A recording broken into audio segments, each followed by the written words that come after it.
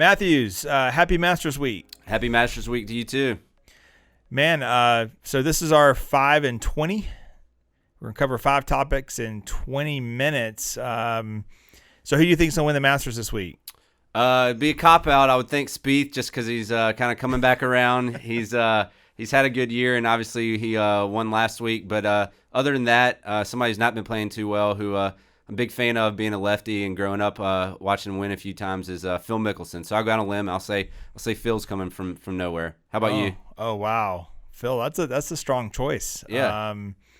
I'd love to see Jordan win another Masters. I feel like he was owed one, but I don't know. I just hope it's close. It's a good finish. I'm sad that I won't be there this year. I think we've been to every Masters for probably almost 20 years now, and with the lottery or how they did the tickets, which I'm still unclear about, we were not selected. So I'll be watching from a distance. Instead, with my son in Huntsville, Alabama, at one of his golf tournaments. So the Huntsville is not going to be anywhere near Augusta National. That's right. Did you order the food package? I got the food package, so I'll be eating at least some pimento cheese sandwiches on Sunday. I will be driving home extra fast on Sunday, hopefully to enjoy that Sunday night for dinner. So I'm looking forward to that as well. But this wasn't even on our list for the 5 and 20, so now we got to speed this up. All right, these are just different topics that we've seen in the Wall Street Journal or in other industry publications over the week. Let's start off with the S&P 500 is at 4,000 for the first time. That's impressive. Yeah, that was pretty quick too. It's actually 435 days to that additional 1,000. The last time was actually 1227 from the 2,000 to 3,000. So that's a really quick turnaround, especially with all that's been going on. We actually just mentioned in a recent podcast about March of last year to March of this year, and how much the world's changed, and obviously with the noise of everything going on in the market, we're still hitting all-time highs right now. What's interesting is I'm looking at my notes here. There are 5 stocks that contributed to 44% of the gains. Apple, Microsoft, Amazon, Facebook, and Alphabet all contributed to 44% of the gains to get the S&P to its all-time high. That is going to be interesting to see how that changes, because value stocks are expected to outpace these growth stocks. So we're probably going to see some more what I call I don't want to use the word traditional household names, but maybe more older household names start rising up now. Because they've kind of been left behind over the last year or so. Yeah, we've seen more of the tilt toward value from growth, and obviously, like you said, more of the cyclical names like the banks and energy, besides those big tech names. But it hasn't been the tech carrying it like it was last year. It's been a little bit of a reversal. All right, so moving into our Archegos. Archegos. I can't pronounce the company's name right. I don't know that this would hit in more normal households. I don't know how much this was covered in the national news, but basically we have a family office, which is basically a financial advisory firm, but just for themselves. And this guy, his name was Mr. Wang. Mr. Wang. So Mr. Wang basically invested billions of dollars in 4 to 7 stocks. Everything we tell investors not to do. Then he doubled down on that. He went out and got loans to buy more, essentially, right? And Viacom, one of the 4 to 7 stocks he was holding, had a terrible week, which caused him to get margin calls. So basically, your price goes down enough to where now you owe money to the bank, and you have to start liquidating things. So you start having to liquidate a $10 billion portfolio to cover his margin calls. I guess he's still a billionaire, I would guess. Yeah, I don't think he lost at all. I mean, the thing he was doing those total return swaps, which is basically derivative trading. He had very high positions in Viacom and Discovery. Viacom had worked out. He'd been doing very well, and that's why it was an issue before, because they were up 150% so far this year. They went out and issued new shares, and then the stock dropped significantly over 20%. That's when he started getting these margin calls. They were having to sell other stocks in order to make up for that, and then that's when it became a huge issue with those banks. You mentioned before it was Credit Suisse, Goldman, Morgan Stanley, Nomura was one of the banks, and then Deutsche Bank. But one of the hardest hit was Credit Suisse. was one of the prime brokers. Actually, read this morning where their investment banking CEO as well as the compliance officer were actually stepping down because this is going to be over a $4.7 billion hit for them just from this one family office alone. So it's pretty significant. There's a lot of issues with this that we can discuss, but that's a huge hit. Yeah, he didn't have to disclose really anything to the banks. And I think what's going to happen now is there's probably going to be more disclosure. I mean, for a bank to take a $4 billion hit, that's crazy. And I just wonder what other collateral, if any, was tied to those loans.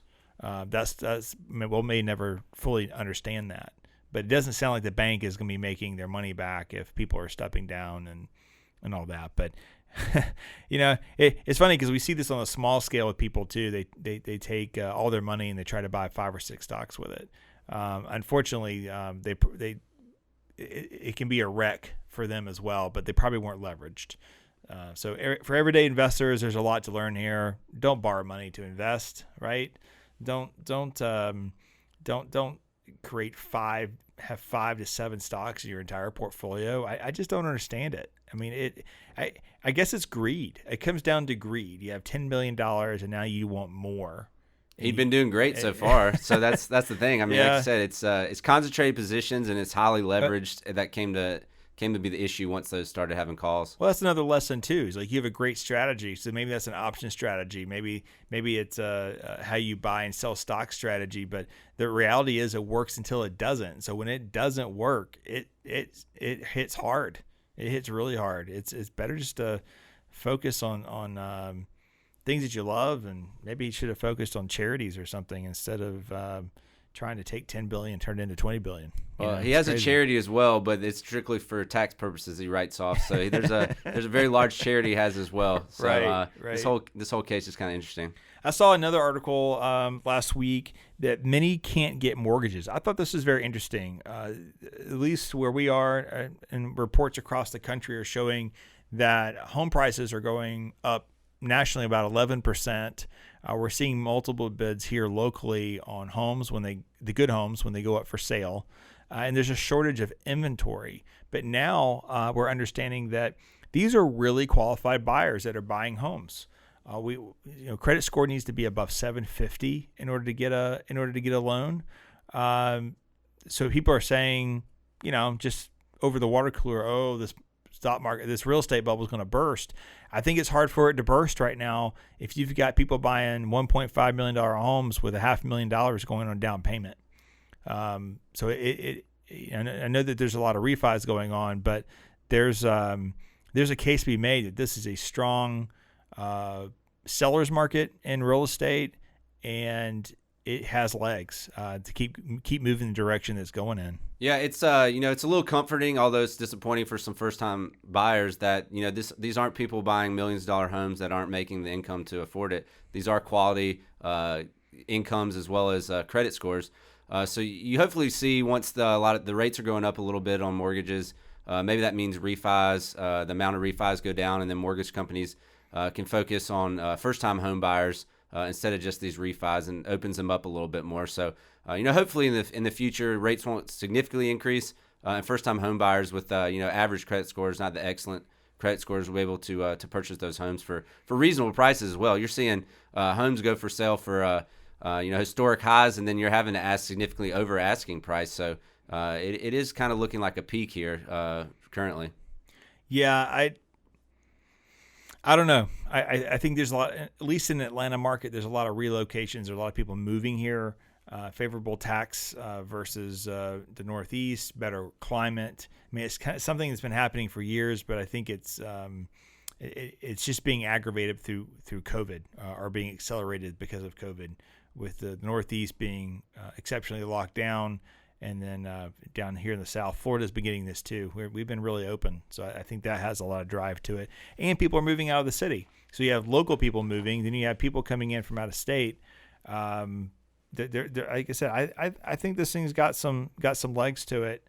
Now, where there's probably a limit, right? There's maybe it's 1.5, maybe it's 1 million, but there's probably a limit to it. as far as price appreciation, because there is a point at which you get so hot that you can't even afford the house to begin with, much less mortgage. Yeah, we don't want to be like California, San Francisco, the Bay Area, where it's just getting ridiculous. So hopefully Atlanta doesn't get like that, but it is significantly higher than it has been in the past. All right, so I have a background in aviation, and I follow aviation very closely. We have probably a third of our client base is all related to aviation. But just transportation in general, our office is right here next to the train tracks. I enjoy seeing the trains go by. When I'm golfing down in Sea Island and St. Simons, I like seeing the big ships come in. You got the airport there, so you get the airplanes overhead. Yep. You get the ships coming in and out. We had a ship capsize there a few years ago that they're now cutting up. And I tried to find articles about that when I'm down there. I find that's really fascinating how they cut up a ship and haul it off to scrapyards. Now we got this ship in the Suez Canal. Do we know why? Do we know how this guy got stuck? They haven't really said it yet. It's under investigation. Wondering if he's going too fast or just kind of drifted off and then he got stuck. But it's been a significant issue. It's kind of interesting. You see on the side of it was Evergreen, but they've pronounced it Ever-Given. It got stuck for almost a week. I think it was 6 days. But this is an extremely busy port, and it's a big part of global growth. This costs them $9 billion in daily global trade just for that being stuck for those 6 days alone. That canal carries about 10 to 12% of global trade and about 7% of the world's oil, which is a pretty significant amount. You might see an issue. I don't know if this will affect Americans' portfolios as much as it's going to affect Europe more. The U.S. can go through L.A., Long Beach, and the Panama Canal. It's not strictly from Asia to Europe like this canal was. But semiconductors, there's already a shortage of semiconductors around the world, and semiconductors were a part of this. So you could see the semiconductor shortage here moving forward. So how does this affect my portfolio? I just don't know that it does. It's too early to see. There's obviously a backlog with logistics of this. It's going to affect global trade in Europe more than it will affect America. And who knows if that trickles down into individuals' portfolios, especially with ETFs, maybe a few companies and some oil companies and semiconductors. But it shouldn't significantly impact Americans' portfolios and the global economy overall. It's just kind of interesting that this huge ship gets stuck there, and then the fact that it's this much of global trade and logistics that are affected by one ship getting stuck for a few days. Yeah, it's going to suck to be that captain. He might be done for a while. It's going to be a tough investigation. Hopefully there weren't any other issues with that besides just a little bit of negligence. They all probably know each other. Because there aren't that many ships, globally, right, that are that size. So I feel like, he goes and sits down at a cafe somewhere and he sits by himself in the corner. He's been shamed. It was one of the biggest ships to go through there, but who knows in the future if they'll allow ships of that size to go through. It could be an issue. Hopefully, it wasn't texting and driving at the same time. I don't know what the maritime laws are on that, but it's probably an issue. All right, let's talk about Biden's infrastructure bill. Yeah, so Biden's infrastructure bill is over $2.2 trillion American jobs plan is what they're calling it. There's obviously been a lot of pushbacks from the Republicans that they're calling it a actual social spending bill. When you think of infrastructure, you think of roads, bridges, other financial projects like that. This is kind of split between that and they're transforming what infrastructure means. It's going a lot towards electric cars and solar, as well as other social programs. So it kind of blurs the line. You got to first describe, what is infrastructure? What's this going to? And then are we changing, evolving with the way the world's operating? Is there a new name for what infrastructure is? Yeah. It's not infrastructure at all. They should just rename it. Yeah, maybe it's almost like a green stimulus bill. Yeah, it's been called the green plan because $620 billion is going to transportation, but then you've got other things like $400 billion going to home services and elder care for Medicare. There's $300 billion for semiconductor and medical manufacturing. There's also $200 billion for affordable housing. So it is kind of blurring the lines a little bit to what's going to transportation and then what's going to these social programs. There's been also a lot of pushback on how do we afford this.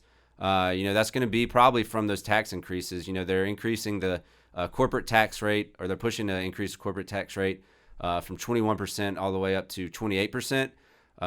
This is a reversal from what it was before Trump. And before the new tax laws were passed in 2017 with Trump, it was actually 35%. So we're trying to increase incentives for corporations here. Now we're kind of going the opposite way to help pay for these infrastructure deals, as well as other social programs we're having. So I think there'll be a lot of pushback here, and it's not going to probably get passed all up front, especially considering they've announced that there's probably going to be another one after this bill as well. So who knows what that one will include. Well, I think some of the Democrats are even starting to push back on the amount of money that's being used at this point, or at least on the corporate tax side. I think it's a tough time to be taxing corporations after what we've been through. But, and small business owners, the proposals I've seen have a significant increase to small business owners. That's a real shame too, because those are your restaurant owners, your shop owners that have really helped in some cases and or been hurt by the pandemic. So I don't know. I would say proceed with caution, but the market at this point seems to like it. I haven't seen any negative comments on that at all.